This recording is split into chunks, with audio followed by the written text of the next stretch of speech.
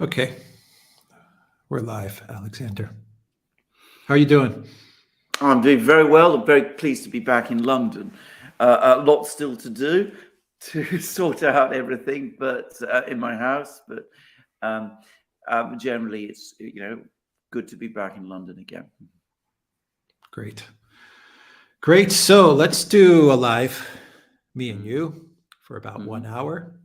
Mm-hmm. Today for Orthodox Christians, it is Good Friday. So everyone that is celebrating Easter this weekend, we wish you a happy Easter. And let's say hello to everyone that is watching us on Rockfin, on Odyssey, Rumble, Telegram, YouTube, and the Duran.locals.com. How is everyone doing in the locals chat? I hope everyone is well. And hello to our moderators. Zarael is with us. Hello, Zarael. GEC 812. Hello, GEC. Hope you are well. And who else is with us? Spartan, Warrior Queen. Good to have you with us. And William Justice. Always good to have you with us, William. And I think that is everyone in the moderation in the YouTube chat. So let's get started, Alexander. We got a lot to talk about, and we are going to take as many questions as we can. So before I get to a question, Alexander, what is the big news of this week? What do you think was the one big news story of the week? And then I'm going to start throwing questions your way. The coming together of the BRICS is the big news, and that's something we really need to understand, because of course it's not been it's not the big story that we see on the headlines, that sort of fighting in Ukraine and all that. But Lula is now been to Brazil. The Washington Post has a very sulky article. China, sorry. Lula has been to China. That's right. Yeah. Very sulky article about it in the Washington Post. He's not doing what we expected him to do. He's talking about, rebuilding economic ties with China. We're going to move out of the dollar. That's what he said. So we get, the B is back in the BRICS, if you like. This is something that's coming. Yesterday, Glenn Deason and I had a very interesting interview with the former ambassador, Indian ambassador to Moscow. He was ambassador until 2021. I can summarize very briefly what he said. I mean, he's clearly, obviously, an ambassador, very careful in his language, but it's clear to me that he felt that Western policy was responsible more for the conflict in Ukraine. But I don't think we have any reason to question that. But I mean, he spoke about the way in which the BRICS are balancing each other out. The role Russia is playing, the role India and China are playing, that India is fully committed to multipolarity, that it is not going to be an ally of the United States, that the relationship with Russia is completely solid. And he even we even talked about the possibility of India playing a diplomatic role in the conflict. But that I'm not going to discuss in this program, because I think we should leave some of the things there for people to see when the program itself appears. So an awful lot going on there. And so that's the big story. And we see the contrast with all these big moves, Lula in China, Xi Jinping in Moscow, Modi, remember, he's had some very important meetings with some very key officials from Russia recently. He met Nikolai Patrushev in Delhi. He's had a big delegation from Russia, discussing energy issues, headed by Igor Sechin, the CEO of Rosneft. There's probably going to be a Putin-Modi summit coming before long. So all of that's going on. And in the meantime, what do we have? We have Baerbock in Beijing. Oh, goodness. We've had Macron saying all these extraordinary things. We've had Joe Biden in Ireland, where he's managed to upset and offend the British. The British newspapers were talking about, that Biden has insulted our country. He didn't appear to know who Rishi Sunak was. So we have a really extraordinary study in contrasts. And of course, the war is not going well for the West. All right, let's start things off, Alexander, with this question from Elza. How about the leaked documents? Ukraine lost 7-1 Russian soldiers. That's what Tucker said. Ukraine used exactly the same number for Russia, and that whistleblower should try to go to Russia. Too late for him to make it to Russia.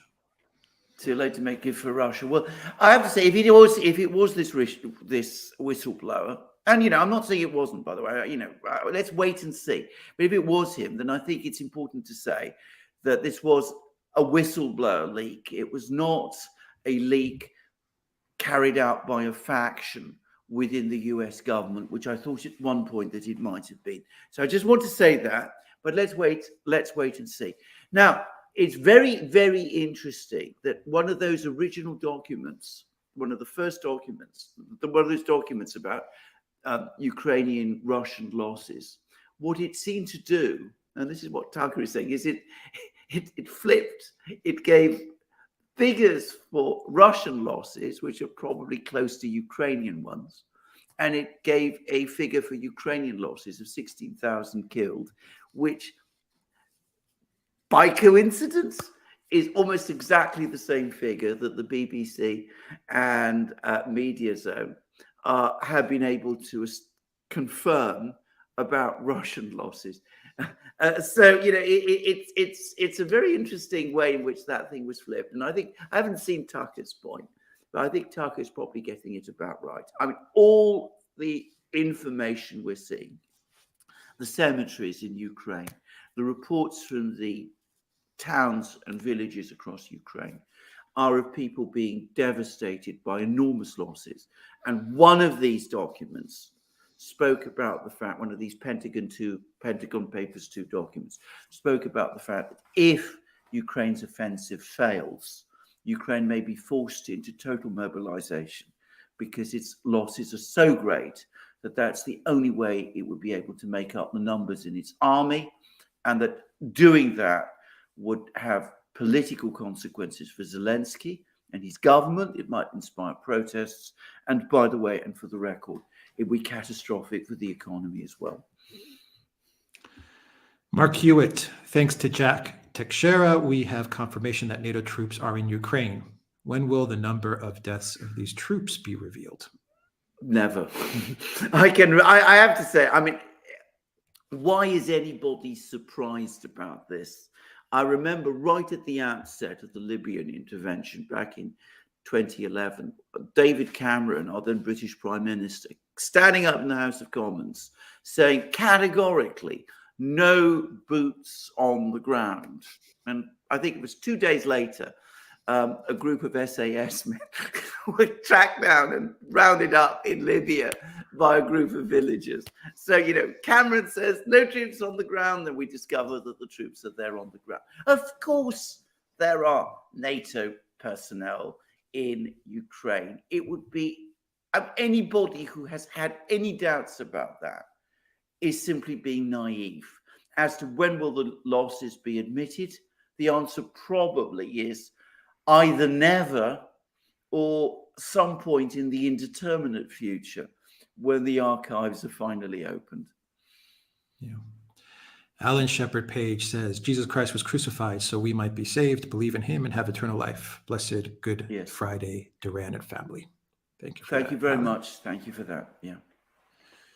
Radio Constantinopolis says, is internationalist Mossad trying to throw neo-Eurasianist Netanyahu under the bus? Well, that's what the Pentagon Papers 2 documents basically say, that Mossad was backing the protests against Netanyahu. I believe that, by the way. I think it's probably true. I think the point about Mossad is it's a highly political intelligence agency, even more so than the highly politicized intelligence agencies we see in the United States. I don't see why people would be surprised about Mossad playing this kind of a role. I think it's almost certainly true.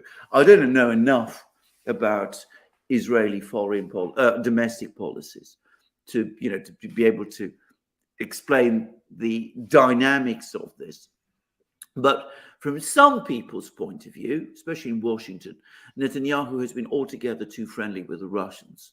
So, presumably they've got their friends in Mossad. Why not use them to get some demonstrations going? It seems to me entirely plausible story. Yeah, Dominique says Ursula and Micron visit Tuji asking to interfere. A European war they could have prevented. Pathetic. Absolutely. And of course, Baerbock is doing the same and is being incredibly rude in the way she's doing it. She's talking like she always does, striking poses, which will not go down well in Beijing. Yeah, these people are amateurs. Anders, welcome to the Duran community, level 42. Thank you for that super chat. Danielle says, Happy Easter to you and your families. What are your thoughts on the leaked documents and the person ID behind the leak? Was he set up? Does not feel right. Yes, I know a lot of people think the latter. And by the way, thank you for your kind words at the beginning and about Easter as well, which is, of course, can I just say, in the Orthodox Church, in the Orthodox world, it is the most important religious holiday event. It's much more important to Orthodox people, or has been, than Christmas. And for reasons I don't think I need to explain. Anyway, on the leaked documents, I think that they are mainly originals. Larry Johnson thinks the same. I know some people think that some of the latest documents perhaps are not. I see no reason myself why one would think that. I think they are original. Whether it is indeed this young man who has leaked them, I don't know. I don't think it's impossible, by the way. If it was him, I think we should not try and speculate on his motives until he's had an opportunity to speak himself. And if he has been set up, and which again, I'm not saying wasn't the case, I presume he will say so, and he will provide us with a defense. I mean, if he's arrested and we don't hear more from him, and he disappears into some oubliette somewhere, which I hope doesn't happen. I mean, it'd be appalling if it did. Well, if that is the situation, then I'm going to say straight away then your concerns will be fully justified. We're not quite there yet. No, the documents, I believe, are without a doubt real. Real, I think so. They're real. It doesn't mean the information in the document is accurate or real. That's the key point. You made that point in that program we did, and it's something people need to understand. And I should say, after we made that program, a member of the intelligence community, former member of the intelligence community, I'm not going to name him, came and made and confirms that the point that Alex made in that program is absolutely right. Don't assume that because something has been produced by the intelligence agencies and is classified, what it says is correct. The intelligence agencies often get things wrong, and they often make things up, and they often guess, and they often guess wrong. And of course, the information they provide is only ever as good as their sources. And if you want to erudite discussion about this, go to Larry Johnson, Sonar 21. He's handled this kind of information. He explains it all very clearly. Yeah, there's also something else that these leaked documents tell us. These are the documents that many of the leaders in the collective West have been using to craft their narratives and their talking points. Even if the documents provide fake or misleading information, we have leaders in the collective West using these documents in order to create their narratives about the war in Ukraine and to pass off these narratives to their citizens. We talked about the example of Ben Wallace, and 97% of the Russian military is committed to Ukraine. The narrative about China supplying lethal weapons to Russia that comes from these leaked documents. That's where this whole narrative about China is going to provide lethal weapons to Russia came from, because one of the documents talks about how U.S. intel managed to intercept a couple of messages, they say, from Russia to China, and the Russians allegedly told the Chinese, hey, can we get weapons? And the Chinese were like, sure. And the Russians said, yeah, but just keep it secret, keep it on the down low.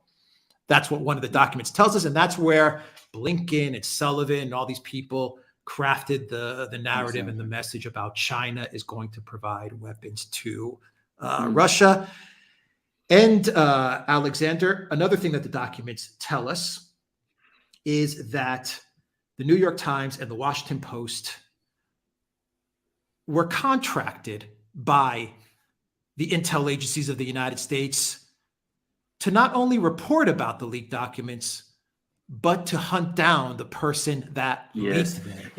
This is huge. This is really a big story. And it drove me, when these documents leaked, Alexander, it drove me a little bit crazy in a way, because I was thinking, why is the New York Times, the Washington Post breaking this story? I mean, the New York Times and the WAPO, these are the papers of the deep state, of the intel agencies. Why are they ratting them out in a way? Why are they reporting about the leaked documents? And I couldn't quite figure it out, but now we know why.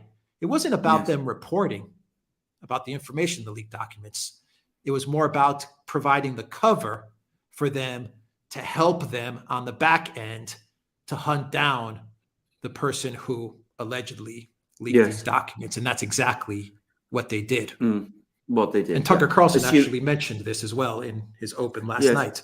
Yes, indeed. And that is absolutely correct. And it's very sinister. It is a very, very sinister fact indeed that the media, the so-called independent media in the United States, is being used in this way and is willing to be used in this way, that they are actually now so much a part of this intelligence world, the deep state, if you like, that they are actually facilitating, they're actually being used to help track down whistleblowers. When the whole function of the media used to be to publish whistleblowers. Now they help track them down. It's enormous. This is big. Glenn Greenwald tweeted about this as well. He said the same thing. He said, what we're saying right now, Glenn Greenwald said the same thing. We're seeing the media working now, being contracted by the deep state to track down whistleblowers. It's crazy. It's mind-blowing. It is mind-blowing. Commando Crossfire says, hello from Ethiopia. I have fled the nutty Canada, but unfortunately I'll be back in 3 months. The war sent foreign investment fleeing as before. Yeah. Yes. Well. Oh, wait, there's another tweet. As before, it was attracted to another tweet, I said, another message. It was attracted to the stability in Ethiopia. The coup hurt tourism, but lots of construction, and you feel China's presence. The future here is uncertain. Interesting. Okay, thanks. Thanks for that, for an update about Ethiopia. And we'd be delighted if you provided us with more information about that very important country. Yeah. Lynn Tupas, welcome to Duran Community. Rockabilly, thank you for that. Johan, thank you for that. Michael says, just bought Hudson's book and forgive them their debts. Looks like Jesus was a socialist. Looking forward to reading it. Yeah, this is the book about the collapse of antiquity, which I think has just come out recently, and I would be very interested to read it. And apparently it's all about the role of debt in bringing down the ancient world. Now, there's been a lot about this before, by the way. There was a brilliant book years ago by a man called Geoffrey de Saint-Croix, who was an academic, a classicist, but he also discussed the way in which, as a result of debt, economic power in the ancient world, the ancient Greek and Roman world, became incredibly concentrated, and that this is one of the major factors in causing the eventual collapse of the political system, because people at the lower end no longer felt they had any stake in it. Yeah. Omni, welcome to the Duran Community. Raphael says, Ursula, after what took place in Turkey a few years ago, now after what the Chinese did to her after the speech, you two tell me why she's why she's powerful. Well, is she in fact powerful? I mean, is she actually powerful? I mean, she is in a way. I mean, the commission does all kinds of things that it does, but I would get the sense that it would do the same things if it was somebody else instead of Ursula. I think Ursula is just there in order. She's the public face of it, if you like, but I don't think she's actually in control of anything in any material sense. But it is nonetheless astonishing that a person who is as incompetent as that and as disrespected as that has such an enormous amount of influence, or at least such a high profile in Europe. Yeah. Radio Constantinopolis says gold is finally on the rise. Is this the real deal already? Perhaps. Mm-hmm. But, I'm not an expert on that, so I can't say. Lorraine says, thanks for all you do. Happy Easter. Thank you, Lorraine, for that. Commander Crossfire says, I can say the people here in Ethiopia that I've met so far understand Russia's positive impact on world affairs and Africa in particular. Wow. Thanks for that to Commander Crossfire. Level 42 says, how will Ukraine people react to banning the Orthodox Church while they are Orthodox too?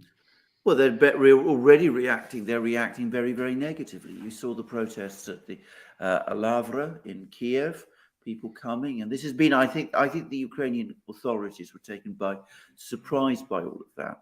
And I don't think they expected people to come and, support the monks in that kind of a way. And I think this is happening all over Ukraine. And we see that the Ukrainian authorities, for their part, their reaction is to intensify repressions, to arrest bishops and priests and put, all kinds of things on them. I mean, it's an appalling thing. And of course, it's going to turn more and more people against the government there, though I suspect most of them are pretty alienated already. Yeah. Lada Moreau says, hi, Alex Alexander. Do you think that the USA will indeed go through with its threat of sanctioning EU countries who didn't join their war against Russia? This is crazy. Yes, I think they will. I think they're so drunk on their sanctions that they will do it. I mean, I don't think they will stop. I've said this many times. How many times have I said it? That these people have no reverse gear. If they encounter resistance, their instinct is to double down, to toughen up. And, I can remember at the time when the JCPOA was signed off, John Kerry came along and said, we've got to do this because if we don't, and we risk a rupture with Europe, well, sanctioning our own European allies would be crazy. And yet that's what the US is now doing. John Kerry, just a few years ago, was saying it would be a crazy thing to do, but they're doing it now. And can I just point out also that, even before Nord Stream was blown up, even before the war began, the conflict, the fighting began, the US was already imposing sanctions on Nord Stream. And the Trump administration did, then the Biden administration seemed to be walking them back, except it didn't really. And in fact, you can already see that we're moving in that direction. Nick says, due to leaked documents, Ukraine offensive is postponed. Seems like a managed cause and effect. Happy Easter to all. Yes, you're absolutely right, in the sense that I think that it's probably true that the Ukrainian offensive has been postponed, but not because of the leaked documents. The reason that it's been postponed is because they're nowhere near ready. They don't have enough ammunition. They don't have enough trained men. Nothing is ready for this offensive. And of course, the big question is, if it's postponed by a month or more, who will use that time more efficiently? The Ukrainians or the Russians? Yes, Andreevka says, what's the deal with Baerbock? I cannot remember a time when a German politician was this pro-Atlanticist hawkish. She's almost representing the USA. Yes, I agree with that. In fact, she's almost, absolutely. She had a good point, actually. You have to go back to the time of, Konrad Adenauer in the 50s for such extreme Atlanticist positions, anti-Russian positions, to have been taken by German leaders. Baerbock has gone even further than that. And Adenauer, whatever else he was a imposing leader of Germany. And what he was doing then was arguably, in German interests. I can't see that Baerbock is in any conceivable way the same. I mean, I think it's astonishing. And I get the sense that more and more people in Germany are beginning to become angry with it. Radio Constantinopolis says, was last week's Chabad Delhi bomb scare in Athens a message to a possible Eurasianist turn by the Greek government? Eurasianist turn. No is the answer. There is no Eurasianist turn by the Greek government. I mean, anybody who knows anything about the political system in Greece would know that that is impossible. Yeah. Zoran says, Ursula's treatment in China. Yeah. Absolutely. Good for the Chinese. Yep. Liam says, Alex Alexander, in a time of universal deceit, telling the truth is a revolutionary act. You are both truth tellers of the first order. Thank you for all you do. Liam in Dublin. Thank you very much for those very kind words. Thank you, Liam, for that. Beto, welcome to Dragon Community. Sanjeva says, Alexander, can you think of another time when the USA leadership was this authoritarian? George Bush 43 was after 9/11, but Biden even more imperialist leadership. No, I think this is the most imperialistic, the most authoritarian, and the most dangerous administration I can ever remember and have ever known of in the United States. I mean, there have been times when all kinds of pretty awful things were done. If you're talking about authoritarianism, I think the nearest approximation to this, but not as bad, was Woodrow Wilson's government in the period, the later period of the First World War. And I mean, his government did do some pretty extraordinary things at that time. But that was during World War, mind. We're not in a war. At least the United States supposedly is not in a war. And though you wouldn't know that from the way the Biden administration is behaving. And that was a long time ago. It was 100 years ago. So this is pretty extraordinary what is going on in the US now. Bimsa Smith says, I am always amazed at Alexander's depth of knowledge. Thank you for all that you do, both of you. Thank you very much. Thank you for that. Zariel says, she's not, she never will be. She's a puppet too. I imagine Zariel is referencing absolutely. Baerbock. Of course he is. And he's surely right. Yeah. Lada Moreau says, some Ukrainian sources claim that Turkey sold their drone codes to Russia, and Russia downed about 100 of them. Do you think there's any truth to it? No, I don't, actually. I don't think the Turks would do that. I don't think they'd sabotage their own weapon system in that kind of way. And I don't think that's the kind of game Erdogan plays. I mean, the fact of the matter is the Russians are very, very good at electronic warfare and air defense. And I think that's the entire explanation for it. Yeah. It's just the Ukrainians coming up with excuses. Yeah. Tabernacle says, Chinese economy with Russian cover fire isn't enough. This only provides a window for the rest to escape. However, Pax Sinica may not be attractive to all. I'm going to suggest that you do watch that program that we're going to publish eventually. It's a big program with the Indian. It'll be up on Sunday. Because he talks about a lot of these, makes a lot of these sort of points, and about how, just to give you a taste, I mean, he basically says the chaos in the system that has been created by the US is very tempting to China. It's almost too tempting to China. And there's a risk that the Chinese themselves might overplay their hands now, because there's a vacuum that's being created, which the Chinese are filling, because the US is all over the place. And, that the Indians are apparently concerned about that.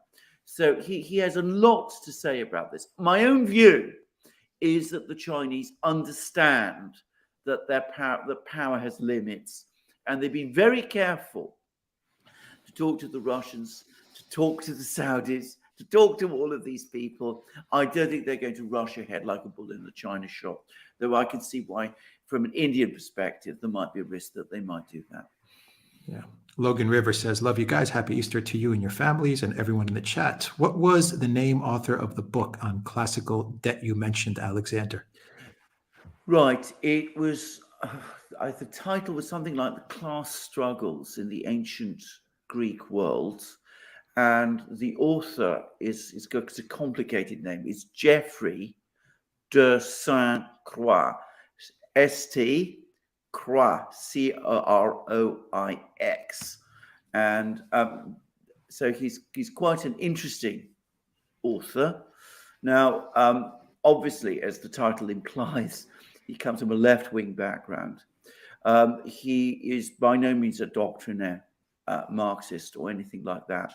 In fact, one of his best pupils, who is one of the finest academics on the ancient world today, Robin Lane Fox, is very high Tory conservative. So this is a very, very good book about debt, and I think he comes to this very same topic as Michael Hudson does, but from a completely different perspective. He comes to it from the perspective of a classicist, whereas Michael Hudson comes to it from the perspective of a historian, of an economist, I'm sorry. Zariel says, I coin the new term, sanctionholics. Perfect. Brilliant. Thanks for that, Zariel. Yep. Be very careful, Zariel. You're going to be sanctioned for coining that term. Yes. Let's see. Garland Nixon. Hello, Garland. Oh, good to see you Garland, here. good to see you. Oh, you're on a roll, Garland, if I can say. Yes, Garland. Definitely really check out Garland's channel. Great work. Great show on Macron the other day, Garland. Absolutely, yeah. Fantastic. Von Metternich, parallels between the USA and old Venetian finance. Oh, I wish. Venetian finance, whatever you think of Venice. It's a pretty sinister place in some respects. I mean, they had secret police agencies and secret courts and all those kind of things, but they were extremely well organized and very clever. I mean, you see, in a rather sinister way. I mean, far more. Let's put it like this: a Joe Biden, you would never have got a Joe Biden to the position of Doge of Venice. It's inconceivable. Good, Clara. Thank you for that super sticker. Thank you so much. And Fleet Lord Atvar from Local says, good. Thank you for that. And from Rumble. And let's go to Locals. Working Title says, the EU has presented the US with a perfect opportunity reason to leave NATO. Is the US wise enough to take it? Well, there's a good question. That is, in fact, a really big and excellent question. We will see. There's going to be a huge amount of resistance to any move like that. But the idea of the US leaving NATO has actually been floated in the past. Trump floated it. I don't think they ever forgave him for it. But they have done it before. They have talked about it before. Mike Mansfield talked about it back in the 60s or 70s. And, of course, Robert Taft talked about it in the 50s. So, it's not inconceivable that it might happen. It might come together in the end. Working Title says, what are your thoughts on the New York Times and Washington Post helping hunt down the leaker? We talked about that. Well, I think Alex has discussed this and expressed it perfectly. Yeah. I mean, it's shocking. It's shocking. GEG says, this might have been partially answered, but how do you think international perception might change with verification U.S. Special Forces are in Ukraine? After all, friend and foe alike already knew this. Only the public did not. Right. I think that if it becomes widely known in the US and indeed in Britain, I think it will strengthen doubts about the war, which are already growing quite fast amongst the public in all of those countries. I don't think it will be the decisive thing that changes things, however, because special forces are widely seen as, or at least they are in Britain, as, special.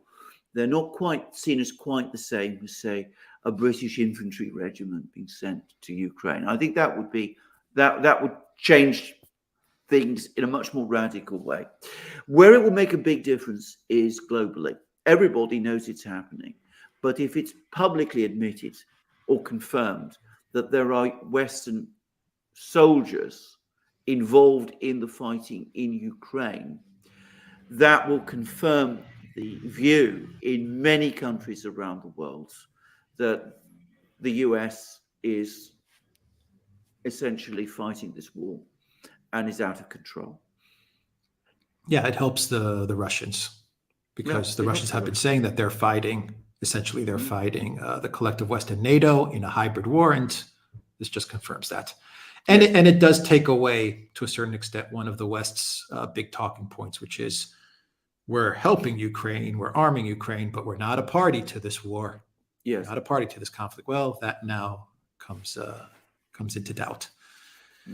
Dark Matter Falls 101 says, in 100 years, what will history make of this era? And will we still be in this greed power trap? And what was Bud Beer thinking? What was Bud Beer thinking? What were they thinking? Money is what they were thinking. They lost lots of it, apparently. Sometimes I have to say, I take your point entirely, because I've never done advertising in that kind of way, but I would have said almost obviously this isn't going to work. It seems extraordinary that something like that happened. Of course, none of the board, none of the executives knew about this, apparently, supposedly, or so we're told. But anyway, what will the world think in 100 years' time? They're going to look back on these times and they will be amazed. They will be astonished. It's going to be one of those times that historians are going to be writing about. They're going to be investigating it. They're going to go through the archives. They'll be trying to understand why decisions were made in the way that they were. And they're going to struggle to understand people like Nuland and Baerbock and Ursula and people of that kind. And they will say to themselves, how was it possible that people like that gained so much power over what had once been great countries? How was it possible that a person like that became marketing manager of Bud Light? It's the same thing. Yeah. What you see in Sullivan and Nuland and Ursula and Baerbock is the same thing that you see in the marketing manager for Bud Light. Yes. Just all the wrong people in all the wrong positions of power. Yes. It's absolutely true. That's completely right, actually. Yeah. Germanico 92. Every escalator comes to an end eventually. Yeah. What do you find when you get to the top there? Eventually, yeah. Exactly. Eliana McKay says, here in the US, they're talking about the fact that there was a military leak, but no one is talking about the contents of the leak. How insane is that? It's indeed absolutely correct. Well, they did exactly the same, if you remember, with Russiagate. The whole thing switched from a discussion about the contents of the leaks to, who was responsible. And of course, in that case, they allege it was the Russians, and it wasn't. Now, this time, this young man is being targeted. We'll see what, as I said, we'll see what the story is. But that is exactly, you're completely right. Whoever he was, whoever the leaker was, it's the content of these documents that is important. And yet we're not discussing them. Yeah. Beto says, congratulations. On our from program, Brazil. of course. In our program, of course, we are discussing. We're discussing it. Yes. Thank you, Beto, for that super chat. Greetings to all of Brazil. Taffy4, thank you for that. Super chat. Jay Dath says, Ukraine request to join G20 meeting was rejected. Really? Yes, by India. Oh, that's good. So I understand. Yeah, no, absolutely. As I said, I've always thought that Indian diplomacy was good, and they know what they're doing. Yeah. Lindo says, blessed Good Friday and Pascha to you both. Thank you very much. Thank you for very that. much. Mm-hmm. Calbury, thank you for that super sticker. Commando Crossfire says, I feel like the U.S. resembling Napoleon when he attacked Russia while still entangled in Spain, but now going for China while entangled with Russia, a bridge too far. Absolutely. You're completely correct. Rubia says, wondering how Hungary will hold up for the regime change and what's Lula's visit to China mean? I think in case of Hungary, they're under an awful lot of pressure and it'll just go on growing. And whether it will hold is a big question. For the moment, it has. And for the moment, I get the sense that if anything, it's consolidated support for Orban. But, the pressure is enormous. And the kind of people that are, that the Hungarians are up against are, as I said, they won't stop. They will just keep pushing and pushing until they get what they want. And it's a small country and it's an isolated country. It's, all by itself in Europe now. So we'll see what happens. But for the moment, they're holding out.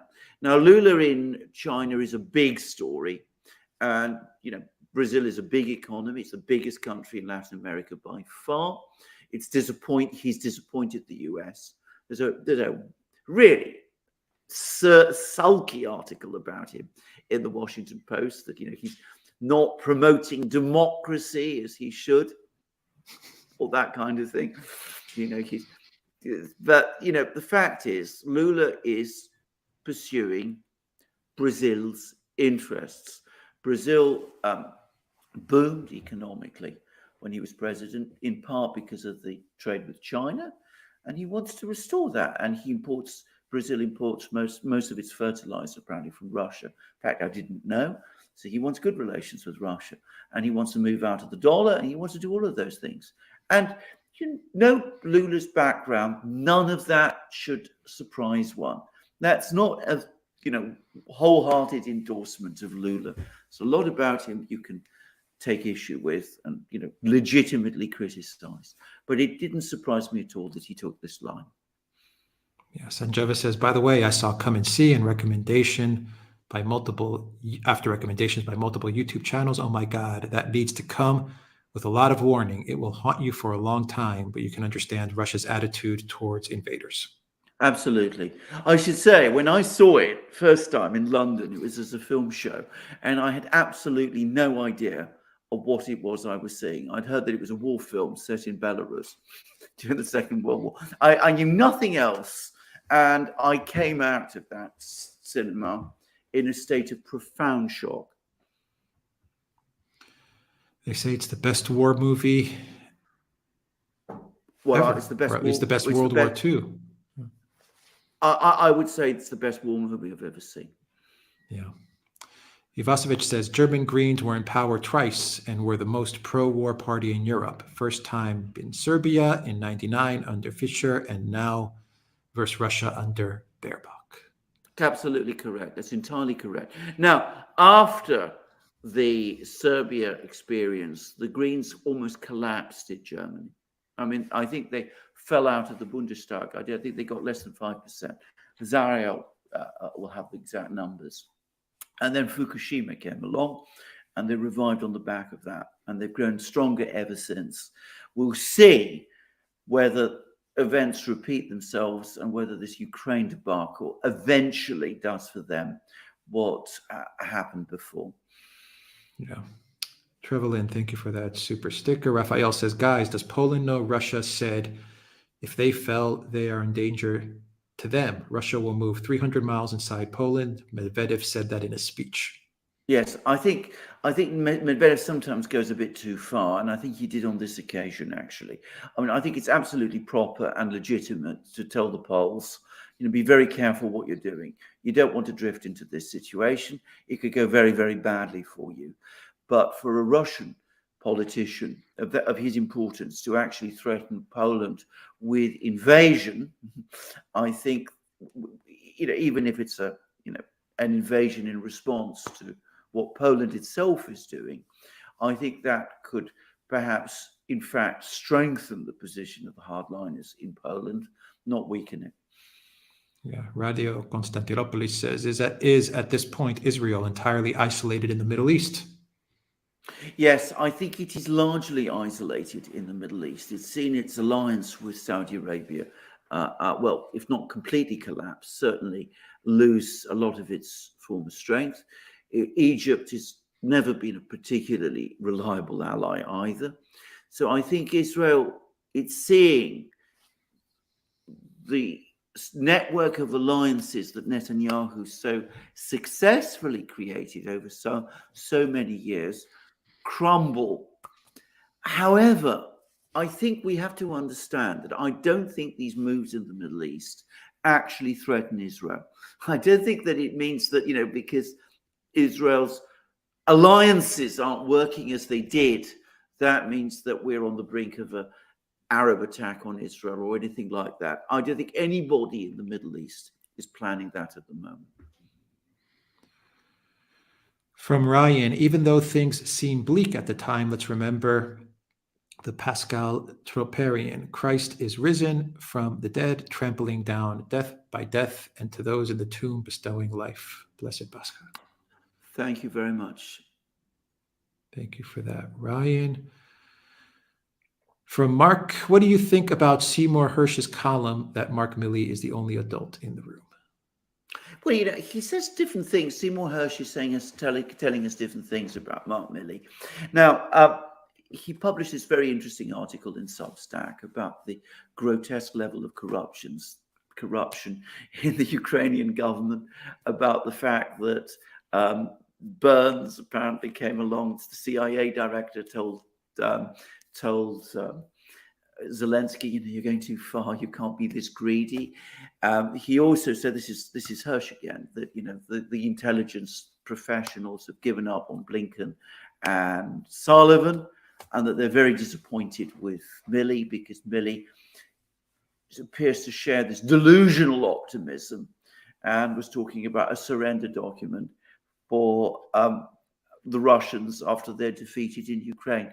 So that's what one side of Milley. And then you get the other side of Milley where he comes out, says it's unlikely that the Ukrainians will be able to succeed in all their objectives. We're looking at a long stalemate, those kind of things. My own sense of Milley is that he's not an adult in the room. He is a deeply political general. He burned his bridges with Donald Trump and the Republicans at the end of Trump's term. He was clearly backing the Democrats at that time. People can say what they like, but that's how it looks to me. So he's very, very connected now with the administration. He's apparently due to retire in October. He doesn't want to wreck his retirement plans, the cushy job that he's going to get in the MIC. And at the same time, he doesn't want to be the person who is blamed for the debacle in Ukraine. So he's giving contradictory messages. On the one hand, he's saying, everything's going well, we're going to win, I'm a full member of the team. On the other hand, from the other side of his mouth, he says, well, this isn't going to quite work out. There's hundreds of thousands of Russians there. It might not be exactly, a walk in the park. So he's playing both ends. Now, I don't think a general should do that. A person in his position, I think, should be straightforwardly telling the truth, giving objective advice to the president and to Congress and ultimately to the American people. But that's not Milley. So I don't think he's the adult in the room. That's not my impression of him. Alcibiades, friend of Socrates. Hi, gentlemen. Can you see a Clisthenes emerging in any of the larger Western countries soon? Well, before Clisthenes... Father of democracy? Yeah, I know, but before Clisthenes, there was a Pisistratos. Now, Pisistratos, I should explain, was the tyrant or dictator of Athens in the 6th century BC. And when he died, his sons took over, but they weren't able to run the dictatorship as well as Pisistratos did. Pisistratos was, whatever you may think of him, an extremely clever, very, very effective ruler of Athens.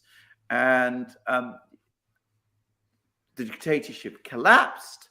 And following the collapse, Clisthenes, who was an Athenian politician, came forward and he prepared this extraordinary constitution. But the point is, he came out of a system where there were people like Pisistratos. In other words, powerful, intelligent, capable, strong leaders. He wasn't the only one. So the problem we have today is that we have a political desert in the West. at least in Europe, maybe less in the United States. But given how bad the situation is, how poor the lack of leadership is, I can't really see who the Clisthenes would be. Clisthenes was already an active politician, a well-known figure in Athens during the dictatorship of Pisistratus. Who's the equivalent today? Macron? I don't know. Macron, yeah, no, well, exactly, yes. Oh my God, we're screwed. Sophia and Cora said, Jeremy Barker, £5. Question: at what point will the Polish-Ukrainian merger become an escalation red flag for Russia? I think it is anyway. I think if it's ever announced or anything like that happens, the Russians will respond. I don't think it'd just be a red flag for the Russians. I think in Europe, only the British, the Baltic states, and perhaps some of the Scandinavian countries would back it. Everybody else would be horrified. Yeah. The Van der Miro, thank you very much for that super chat. Bafstajat says, Alexander, why is the British establishment media and most politicians so gung-ho for escalation with Russia?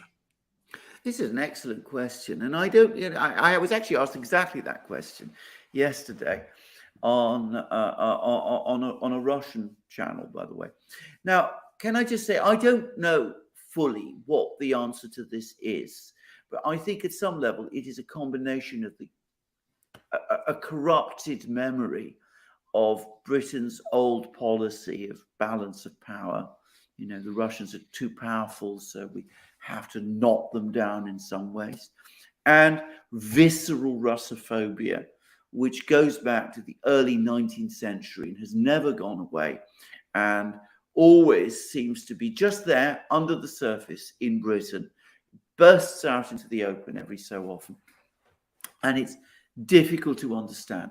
The other thing, and I said this again on this channel, which is that I think that one of the reasons why the British always want to seem so aggressive towards the Russians is they believe it impresses the United States. It makes them look to the United States like they're the tough guys in Europe that you can rely upon. Don't, waste your time with all those softies in Germany and France. We, the British, can be relied upon to stand up to the Russians, to the Russian bear. And I think the British delude themselves about this, but I think they think that somehow this impresses people in Washington. It doesn't. When Biden came to Northern Ireland, he didn't even seem to recognize Sunak. So what has it achieved, actually? Yeah. Lover of the Russian team says, you guys are awesome. Matt Ward said, would like to hear your opinion on the rise of the Konfederacja party that is currently happening in Poland. They are anti-establishment party. Hello from North Carolina. I love you guys. I wonder, is this the party that Anya has been talking about? I mean, I know there is a new party that's emerging in Poland. It might not be this one. It might be, or it might be this one. I mean, I'm not an expert on Polish domestic politics at all, but Anya has told us that, there is a lot of disagreement. In fact, I know this for a fact because I know people from Poland, that there is a lot of disagreement with the political line in Poland, and that hopefully there will start to be a break in this in these events, and a challenge to the political order in Poland. But about this particular party, I won't pretend that I am familiar with its name or know anything about it, much about it. Raul Pinto says, thoughts on France's Constitutional Council's referendum on pension reform? I haven't heard about the decision. Are you saying that the council has decided that there should be a referendum? Because if you have, that is enormous news, and it would put Macron's position in serious jeopardy. I know that we've been waiting for this decision, but when I last checked, I hadn't seen any reports about it. Yeah. Costa 910 says, best regards to both of you. P.S. Alex Serabine. Thank you very much for that, Costa. Thank you. Charbak says, hopefully Elon Musk's giant Starship rocket test is an impressive success next week and used to calm tensions. U.S., Russia, China, US, Russia, China, EU, humans to moon, Mars collab. Yeah, I have to say, I hope so. I mean, I've somewhat changed my feelings about Musk, actually.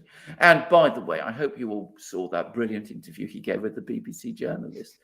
When the BBC journalist said, "Why are you allowing all this hate speech on Twitter?" And Musk said, "Well, can you give me an example?" So I didn't even read Twitter anymore.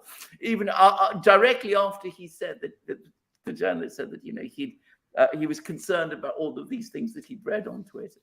It was one of the most brilliant put downs this term of the BBC I've ever seen, actually. So I'm actually coming round to having rather more favourable views on Musk.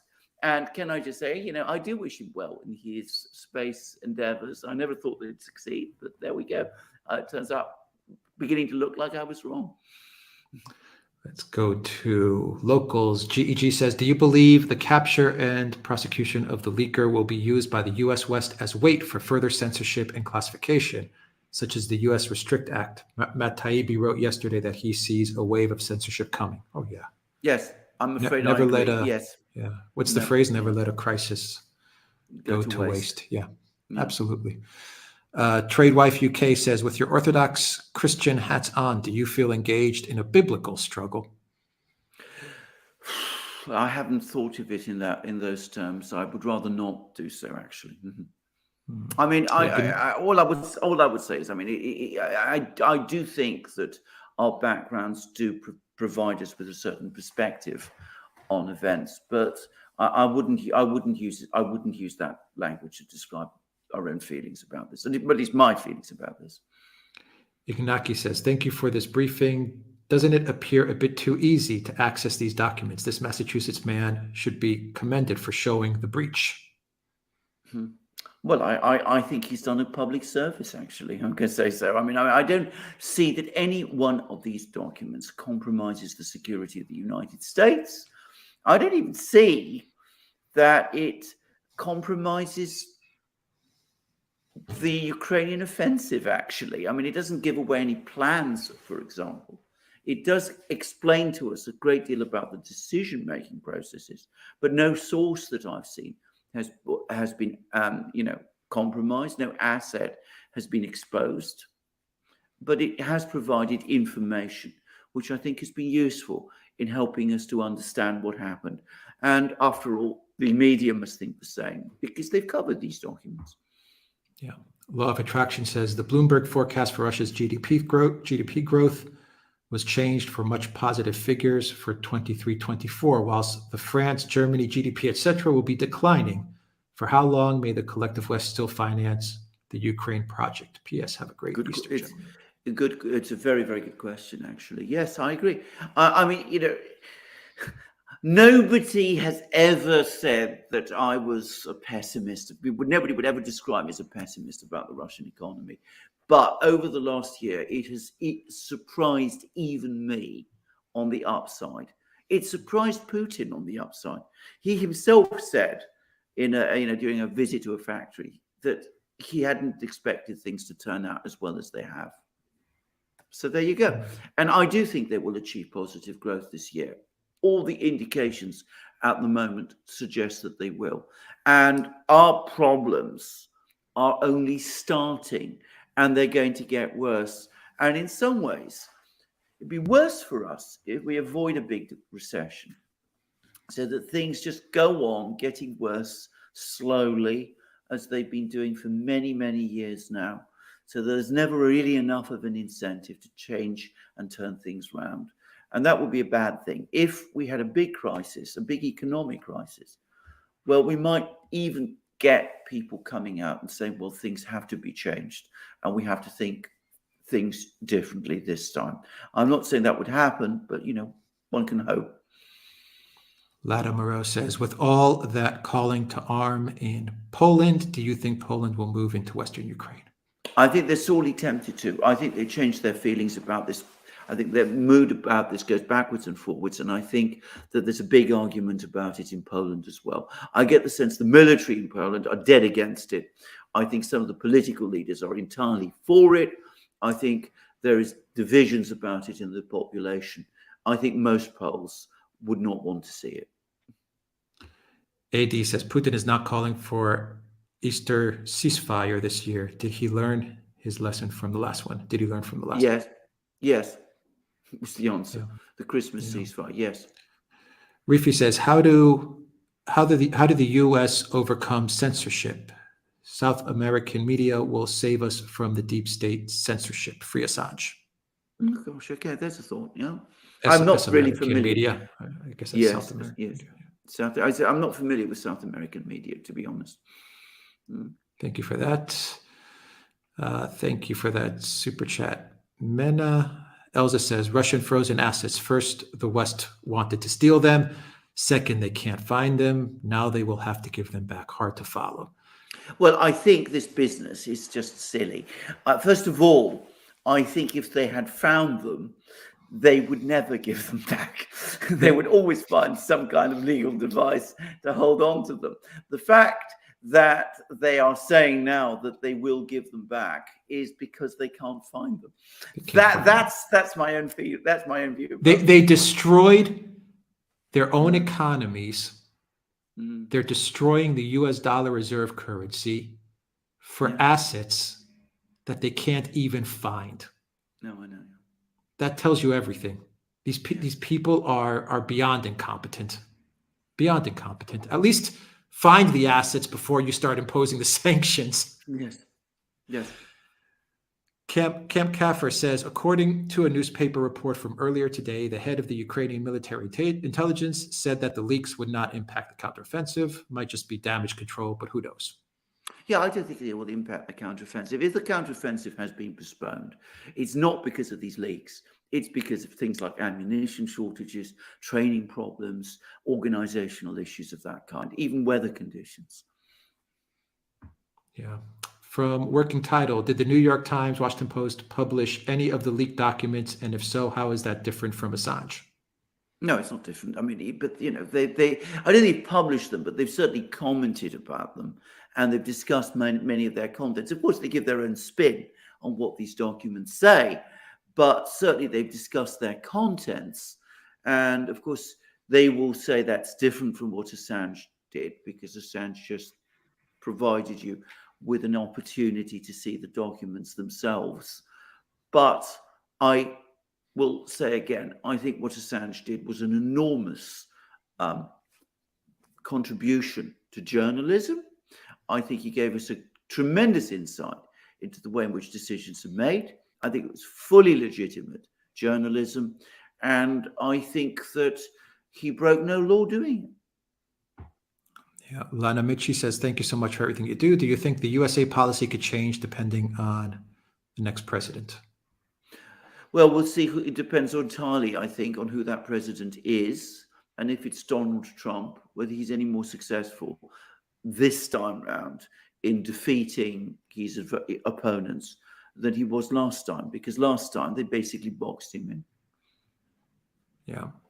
Amir says, good day, gentlemen. How is Finland in NATO different to Ukraine in NATO? Was Russia banking on Turkey stopping their ratification? No, they weren't banking on Turkey stopping their ratification because they assumed, as I did, that Turkey would eventually agree. I've always thought that, there was a haggle going on and Erdogan would get a price for it. And he's now got Sweden embarrassed. He looks good in the Swedish, in the Turkish elections, which are coming. So I don't think the Russians were banking on Erdogan. Nobody who has any sense would bank on Erdogan over any issue like that. But it is very different from Ukraine in NATO. I mean, Ukraine, first of all, is much closer to Moscow than Finland is. I mean, Finland is close to St. Petersburg, but it is not close to Moscow. Ukraine is part of the Slavic Eastern heartland. It was a country which, when it became independent, had 51 million people. Obviously, it's far less than that. The aggregate economic resources in Ukraine are much greater than Finland's. And of course, and centrally important for the Russians, there are many, many, many Russian speakers in Ukraine. There are very few in Finland. These are historic Russian territories. And of course, it controls the key ports on the Black Sea. Kafan says USA out of Europe. Mhm. For patience, thank you very much for that super chat. For patience, thank you so much. Summer of 1970, thank you for that super sticker. Raphael says, guys, do you think Russia will have to bring a new leader soon after, because situation is asking for a hardliner like they did by replacing Khrushchev with Brezhnev? I think Putin is too pro-West. Well, that's interesting you think that, because, of course, nobody in the West thinks that. If Putin were to fall under a bus tomorrow, his successor would be probably at least as hardline as he was. But I don't think Putin is going, because I think that whatever criticisms are made of Putin, and Putin gets criticized all the time in Russia.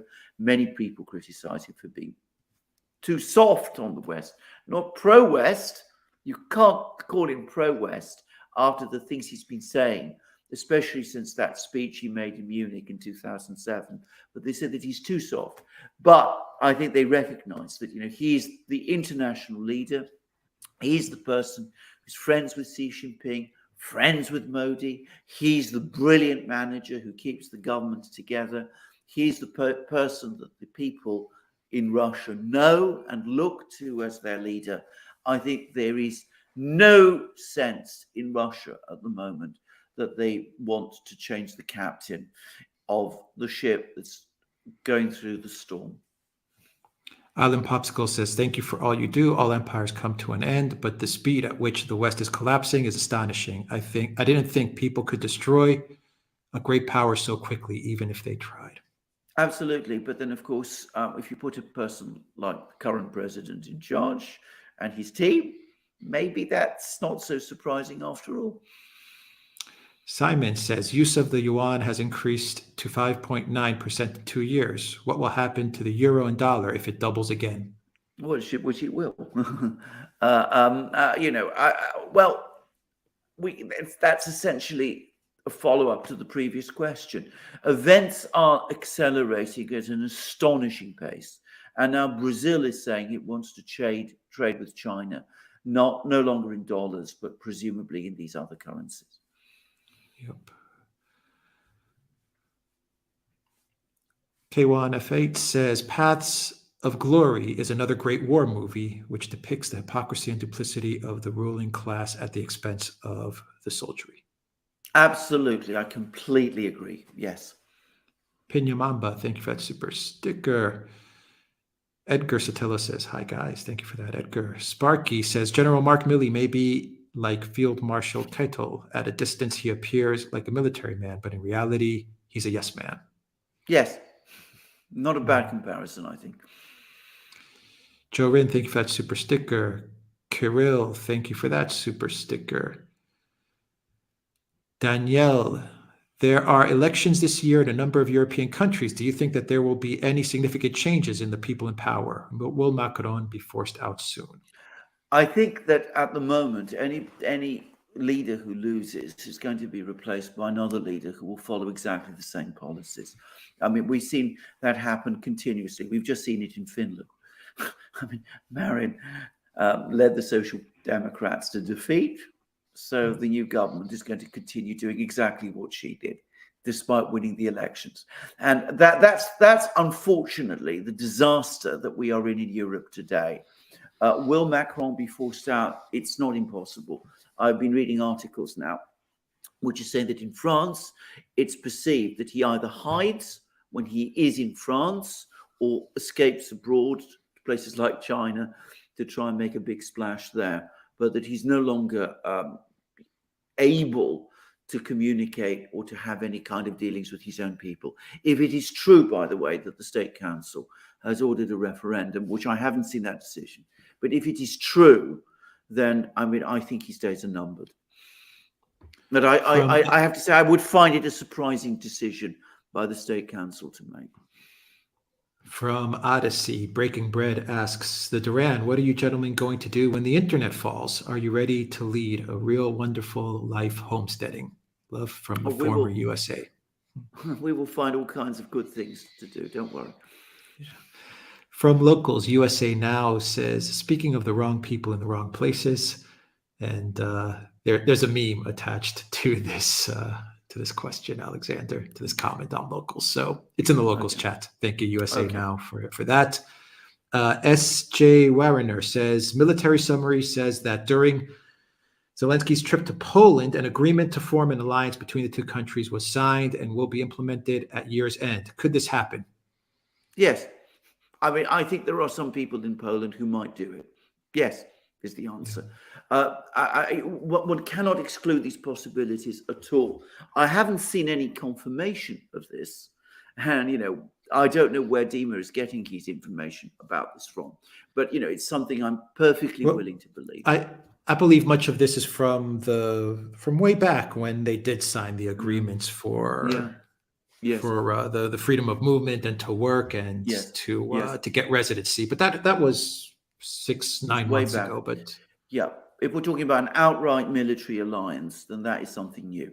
I would say also that an outright military alliance between Poland and Ukraine is not fully consistent with Poland's own NATO membership. It would mean Poland, unusually for a NATO country, of course the United States does this, but it's a global superpower. Poland, which is not a global superpower, reaching out and forging military alliances of that nature without, it seems to go beyond the NATO structure. And I think a lot of people in NATO, amongst the other countries, in Germany especially, would not be happy about it. Yeah, that would be crazy if they did that. Simon says, can the U.S. deep state afford to allow a free and fair election in 2024? That is a huge question. We'll see. Kafan says, Russia should sell shells Ukraine. Yeah. R. Phillips, welcome to the Duran community. Island Popsicle says, don't be worried about Poland getting into a fight with a larger power and being defeated is simply part of its life cycle. Nature is healing. Yeah, I mean, one cares about Poland too.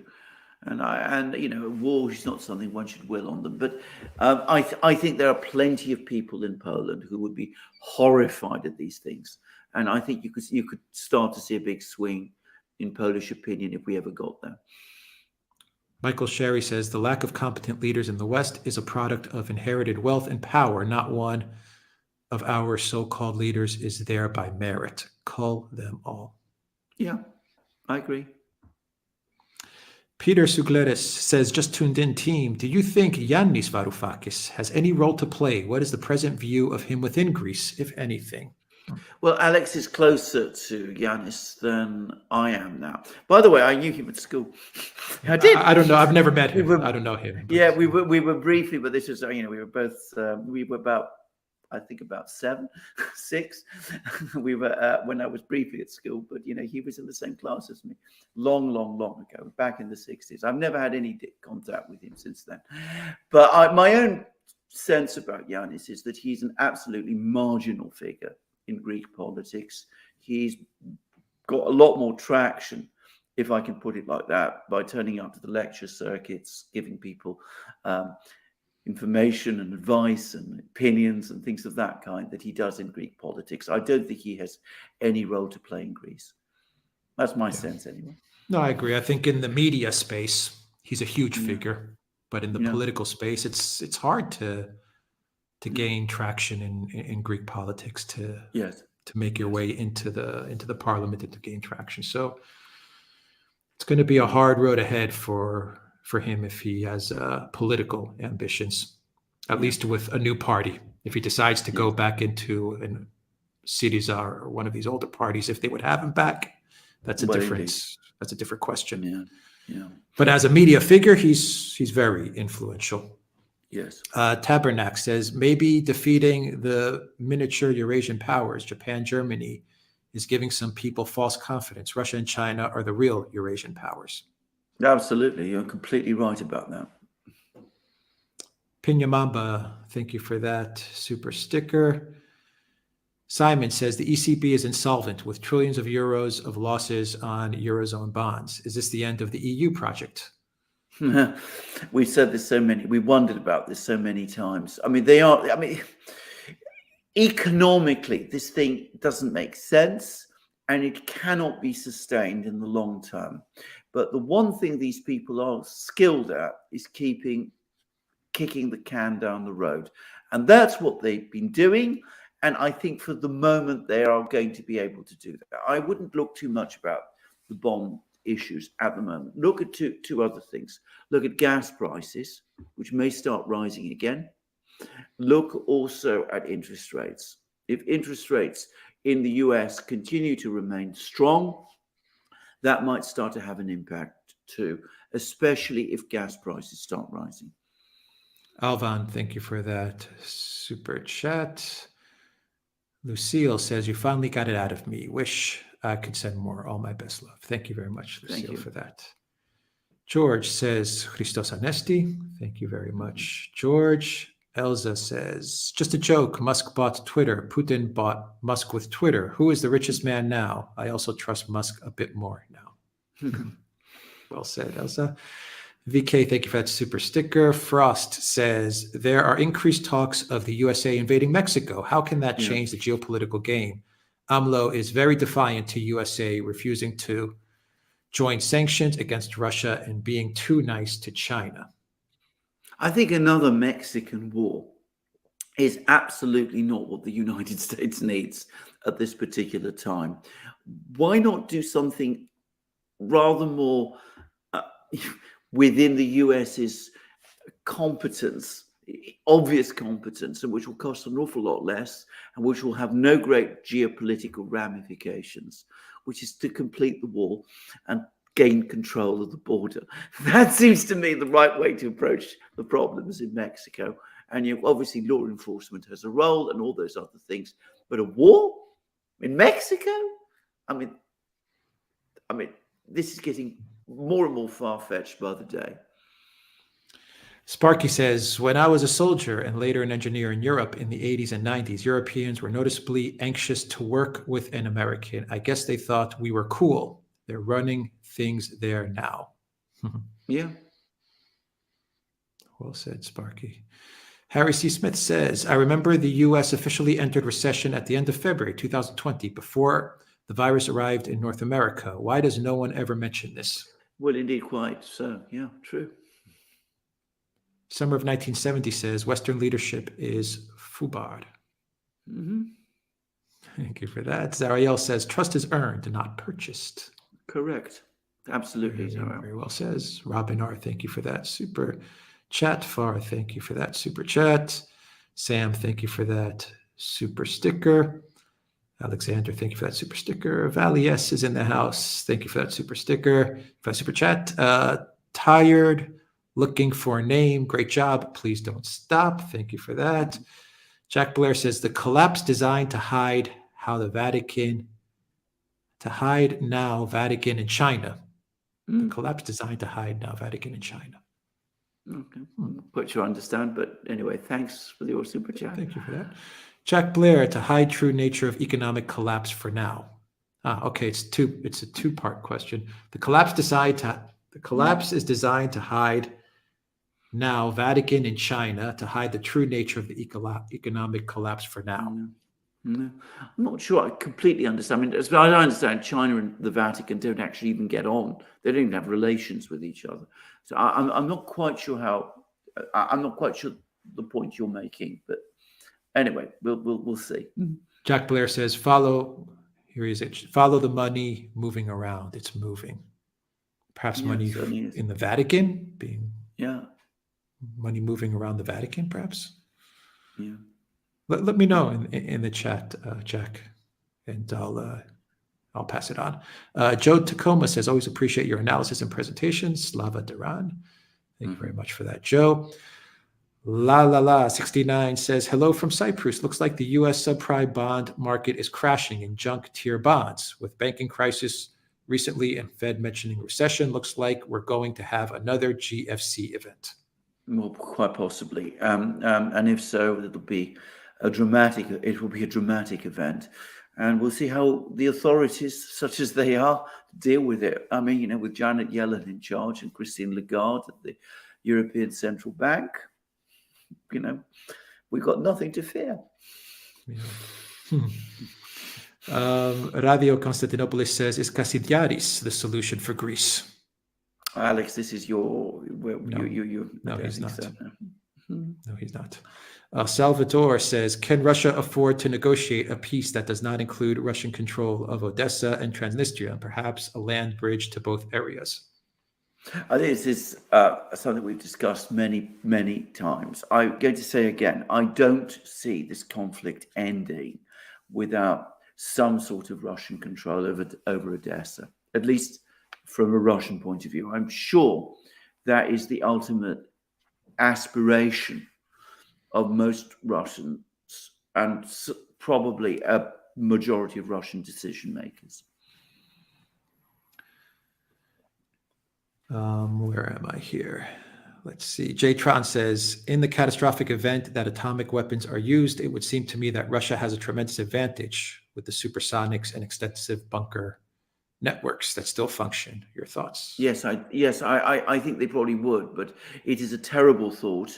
And let us absolutely hope we never get there, because if nuclear weapons start being used, well, I mean, the implications are catastrophic for all humanity.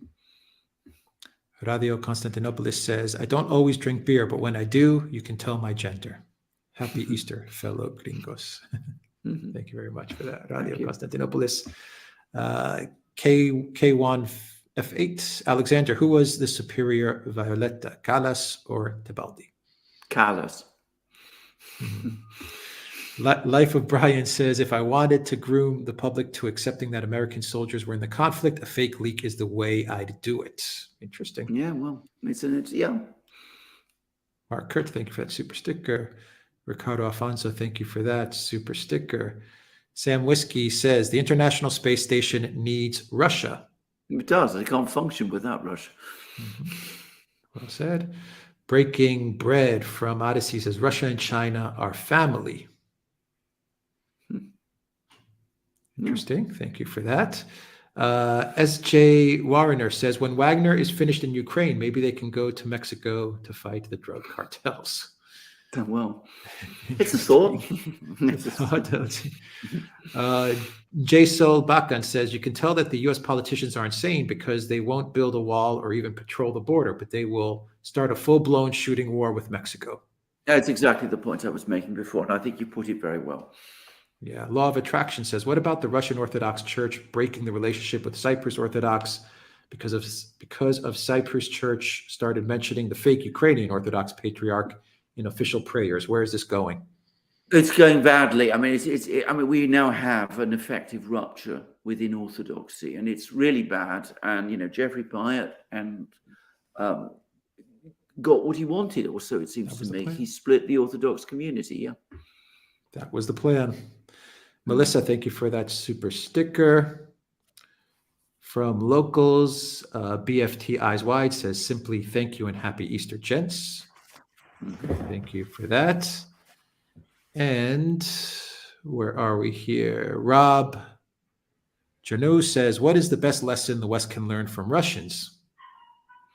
Don't go to war. I mean, it's a simple thing. I mean, the Russians know more about war than almost anybody does, and they try and avoid it, and they go to war very, very slowly. But when they do, they fight it very, very hard. And I think we should try and learn that, actually. There are also lots of other things you could learn from Russians. I mean, you could learn all about, their culture is extraordinary. Their philosophical thinking is remarkable. Their diplomacy is brilliant. But as I said, if you want me to say what I think can take best from them, it's an understanding of the horrors of war. Sticky Mark says, free Assange. I'd rather have questions. I can't answer the questions. I can't question. Yeah, thank you for that, sure. Sticky Marks.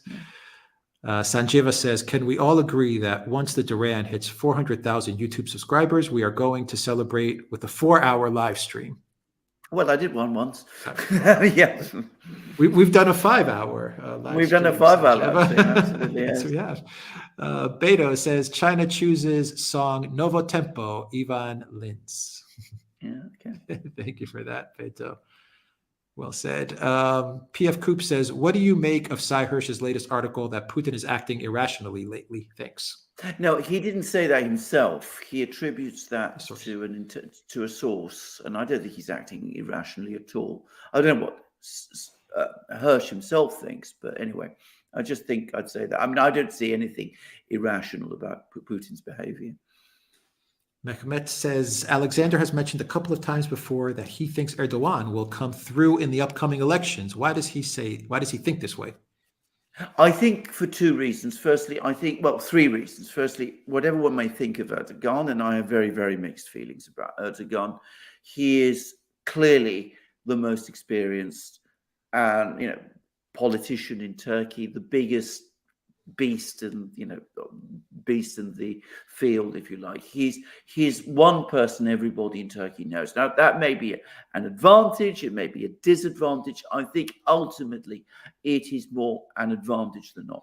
Secondly, he is also the international statesman, and that must play a role too.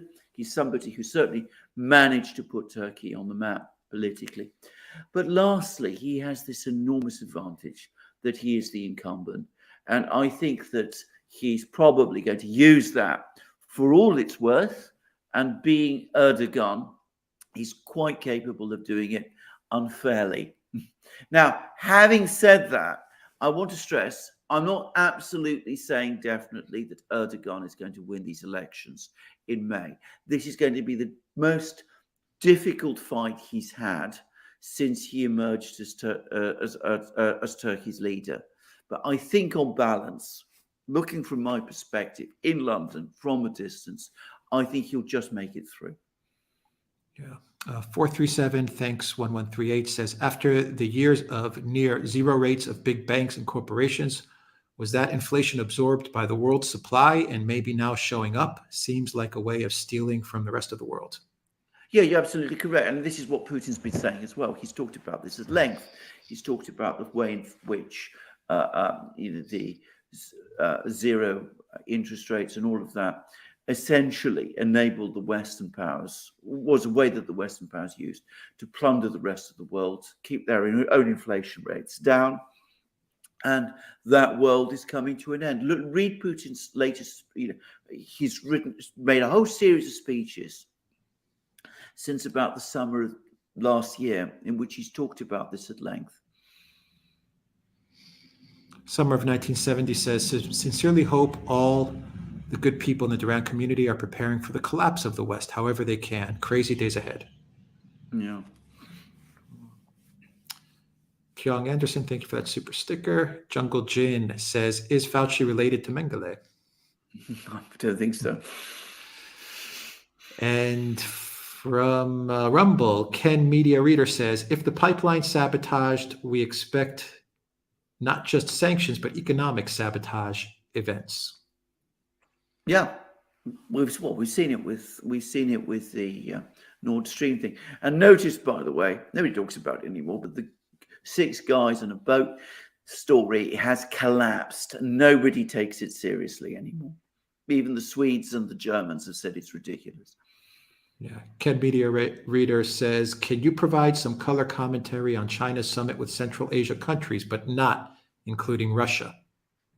No, I think this is entirely, I think, again, people are getting over excited about these events. The Russians have summit meetings with Central Asian countries without China attending, and China can have summit meetings with Central Asian countries without Russia attending, and India is also increasing its presence in Central Asia as well. I don't think any of these things are concerning to Moscow, because both the Chinese, in this case, and the Indians know how to approach this in a way that isn't seen as threatening in Moscow. They know that they shouldn't interfere with security arrangements, economic contacts, trade, all that kind of thing. That's fine, given that Russia is involved in this trade as well. All right, Alexander, those are all the questions. I'm just trying to see if I've missed anything.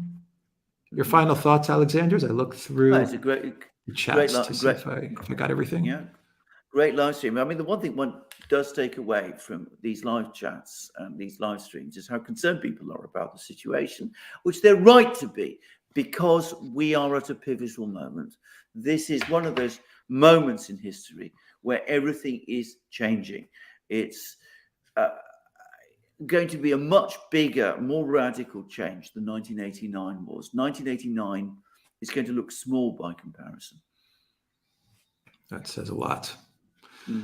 All right, we will end this stream right there. Let's see. Hatter Mouse says, late to the party, sorry. How likely is it that Turkey will ditch the West to become closely affiliated with the BRICS, or at least won't be part of the neoliberal bloc? Another one, I would appreciate your point of view, is Thailand. How likely is it that it will be destabilized by the West? I think Brian is the go-to source for Thailand. Thailand, yes. I mean, because after all, he lives there for one thing. I'm not very familiar with the internal politics of Thailand. And can I just also say, I wonder why the United States is so interested in Thailand. About Turkey, I think it could go either way. I don't think this was something that that Erdogan intended when he first became leader of Turkey. But I think as the Eurasian option becomes more attractive, and given how badly led the West is and how insulting to Turkey the EU has often been, I can see that even without Erdogan, the attractiveness of eventually going over to the Eurasian side might grow. Yeah. And a couple of more questions before we sign off. Jungle Jin says Stalin's annexation of Galicia may have been a costly mistake, but what was the alternative? Well, that is an excellent question. We're talking about the period of the Second World War, 1939. It would have meant allowing effectively Galicia to be occupied by the Germans in 1939, 1940. And that might not have turned out so well. And I think that's a thing always to remember. Good point. Yeah, good point. Good point, Jungle Jin. Alberto Chan says, nobody has done more than Biden to unite the world. Very true. Very true. Pedro Macedo says, please listen to the song Novo Tempo later to understand why China chose this song for Chinese children to dance at Lula's reception. Okay. New time. Okay. That's a very interesting point. We will definitely listen to that song. Novo Tempo. Thank you very much, Pedro, for that. And a couple of more. Jason Savorn says, I've had the misfortune of being involved with an ex that had borderline personality disorder, narcissism, and the leaders today act in the same way. Yes. I've had to deal with many people who've had those things, those problems, personality disorders and narcissism, and I agree completely. Yeah, MindTab, thank you for that super sticker. Harry says, Russia will want Nikolaev, Odessa, Kharkov, Transnistria, and to hold referendum and apply to rejoin the Russian Federation, so it's all done legally, won't they? I think that is quite likely. I mean, we have to get there to that point. We're far from that point yet, but eventually they might do it, yes. David Hart says, breaking news, CIA uncovers Chinese plot to simply sit back and watch the U.S. empire collapse. Well done, David. Well done. And Sparky says, was skeptical of Lula, but am pleased with him so far. Yes. Agreed, Sparky. Okay, that is everything. Thank you very much to everyone that watched us on Rumble. Hit that like button on Rumble, please, and hit that like on Odyssey. Thank you for everyone that watched us on Odyssey, and thank you very much to everyone that watched us on Rockfin. And thank you to everyone on YouTube. And of course, our fantastic locals community, the duran.locals.com. Thank you to everyone that watched this stream via the locals chat. Thank you to our moderators, Valies, Zarael, William Justice, Spartan, Warrior, Queen, GEC 812. And I think that is everyone in the chat moderating. I believe so. I hope I didn't miss anybody. Thank you very much to our moderators. Thank you to everyone that tuned in for this live stream. Thank you. Have a very, very nice day and have a great weekend. Absolutely.